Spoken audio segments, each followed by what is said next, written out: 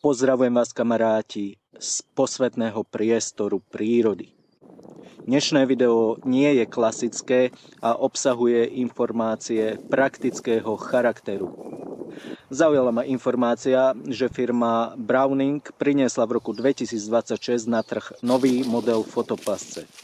O nejaký čas neskôr som narazil aj na video na YouTube, v ktorom sa chalani z Gearcheckers delili o prvé dojmy z jej používania.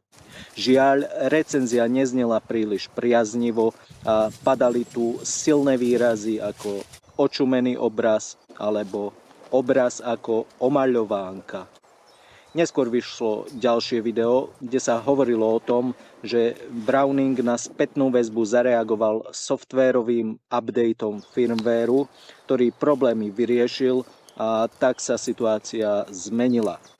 Keďže tým Gearcheckers vytvoril e-shop Ten Tower, kde ponúkajú výbavu do prírody a fotopasce, medzi nimi aj novinku Browning, a keďže mi je ich práca a prístup k prírode sympatický, rozhodol som sa u nich fotopascu zakúpiť, aby som ich podporil, aby som ju umiestnil na nejaké zaujímavé miesto v prírode, kde po pár mesiacoch natočí krásne scény, s ktorými sa budem môcť s vami podeliť.